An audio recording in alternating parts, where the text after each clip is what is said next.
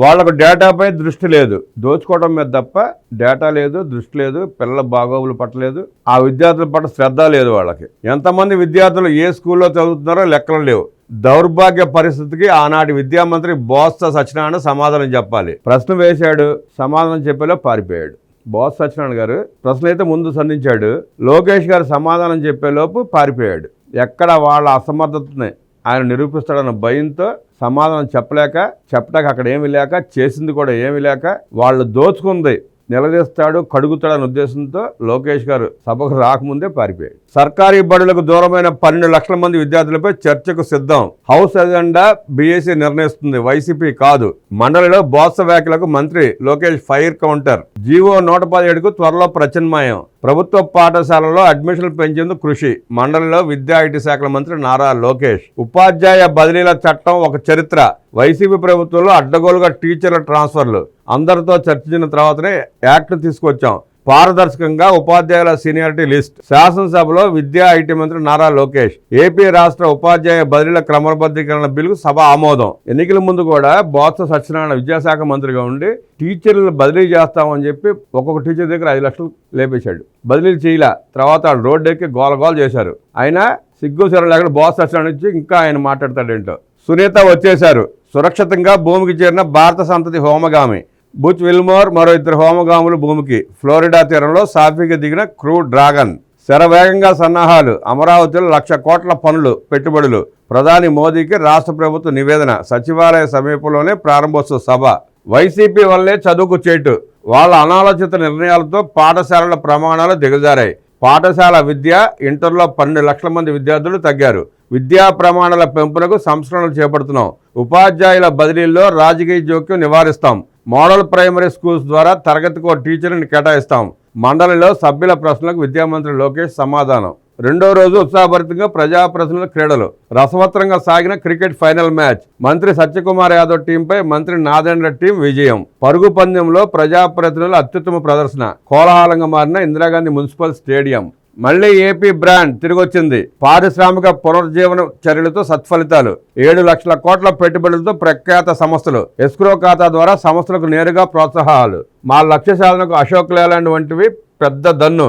విద్యా ఐటీ మంత్రి నారా లోకేష్ స్పష్టీకరణ. మల్లవల్లి అశోక్ లేలాండ్ యూనిట్ను ప్రారంభించిన మంత్రి 2016లో ఒప్పందాలు చేసుకుని 2019లో ప్రారంభోత్సవానికి సిద్ధమై కూడా జగన్ రెడ్డి రావటం వల్ల వాళ్ళు భయపడి ఈ రాష్ట్రంలో మనం పని చేయలేము, మన వల్ల కాదు అంటూ వెళ్ళిపోయారు మూసేసుకొని. మళ్ళీ కూటమి ప్రభుత్వం చంద్రబాబు నాయుడు గారు ముఖ్యమంత్రి అయ్యాక వాళ్ళని తిరిగి రప్పించి నిన్న ప్రారంభోత్సవం చేస్తున్నారు. ఘనంగా ప్రారంభోత్సవం జరిగింది. ఆ ప్రాజెక్టు వల్ల ఆ చుట్టుపక్కల ప్రాంతాల్లో ఉపాధి అవకాశాలు మెరుగుపడతాయి. అప్పుడు ఉండేది. జగన్ రెడ్డికి ఆ దృష్టి లేదు కదా. ఆయనకి ఎంతసేపు దోచుకోవడం తప్ప ప్రజలకు మంచి చేసే ఆలోచన ఏనాడు చేయలే. మళ్ళీ ఏపీ బ్రాండ్ తిరిగి వచ్చింది. బ్రాండ్ బాబు తిరిగి వచ్చారు. బ్రాండ్ ఏపీ తిరిగి వచ్చింది. ఇటీవల నేను ఢిల్లీలో ఒక ప్రముఖ ఛానల్ ఫైర్ సైడ్ చాట్కు వెళ్ళాను. అక్కడ సీనియర్ జర్నలిస్ట్ నన్ను తమిళనాడుకు చెన్నై, కర్ణాటకకు బెంగళూరు, తెలంగాణకు హైదరాబాద్ ఉన్నాయి, మరి ఏపీకి ఏముందని అడిగారు. ఏపీలో సిబిఎన్ ఉన్నారని గర్వంగా చెప్పాను.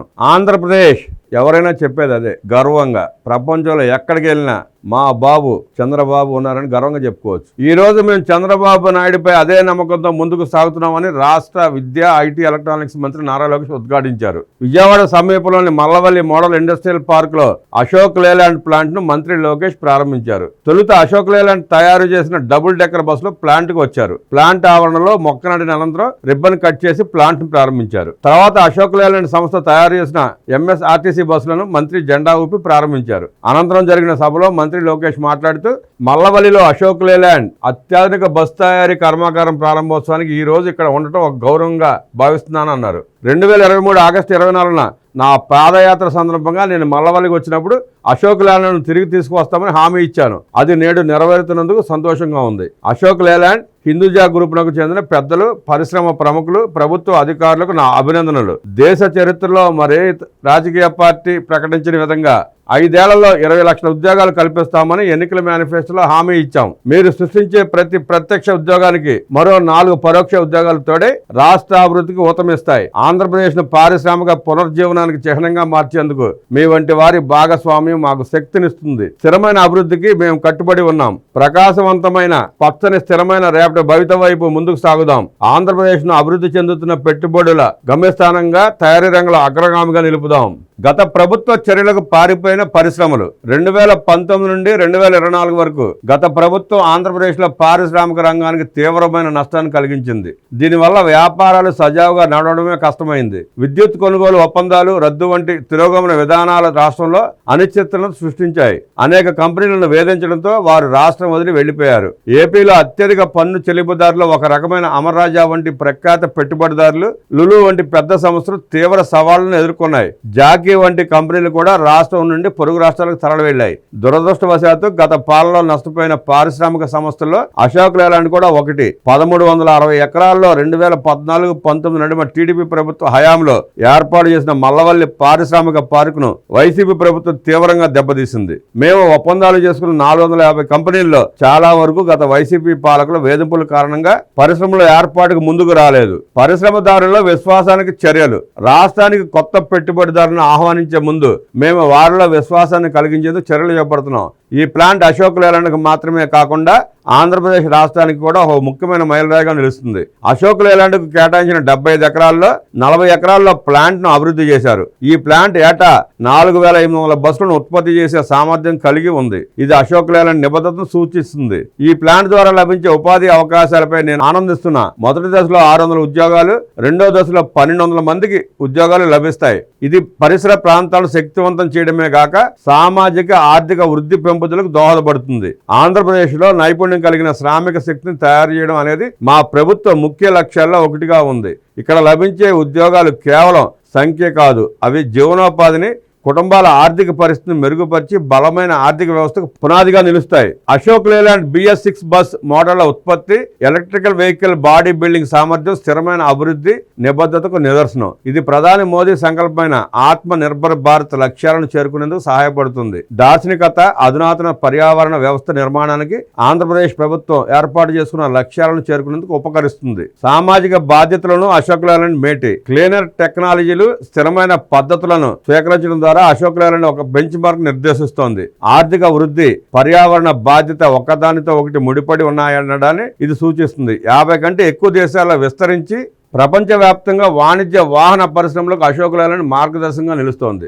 విద్యుత్ నుండి CNG, LNG, హైడ్రోజన్ శక్తితో నడిచే వాహనాల వరకు ప్రత్యామ్నాయ ఇంధనాల్లో వారి ఆవిష్కరణలు పరిశ్రమకు బెంచ్ మార్కులు నిర్దేశించాయి. పరిశుభ్రత, పచ్చదనాన్ని కాపాడటంలో వారి నిబద్ధత ప్రశంసనీయం. అభివృద్ధి చెందుతున్న వాహన డిమాండ్లను ఈ ప్లాంట్ తీర్చగలదని నమ్ముతున్నా. అశోక్ లేలాండ్ బృందం దూరదృష్టి, ఆవిష్కరణలకు ఈ ప్లాంట్ నిదర్శనం.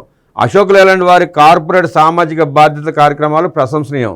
Road to school, road to livelihood, Jal Jeevan వంటి కార్యక్రమాలు సామాజికాభివృద్ధిలో తమ వంతు పాత్ర పోషించాయి. యువతకు సాధికారత కల్పించడమే కాక ఎంతో మంది జీవితాలపై సానుకూల ప్రభావాన్ని చూపాయి. ఈ చొరవ సమాజం పట్ల వారికి గల చిత్తశుద్ధి, బాధ్యతను ప్రతిబింబిస్తుంది. వ్యాపారంతో పాటు సమాజాభివృద్ధి కార్యక్రమాలను ఎలా ముందుకు నడిపించవచ్చో అశోక్ లేలాండ్ ఉదాహరణగా నిలుస్తుంది.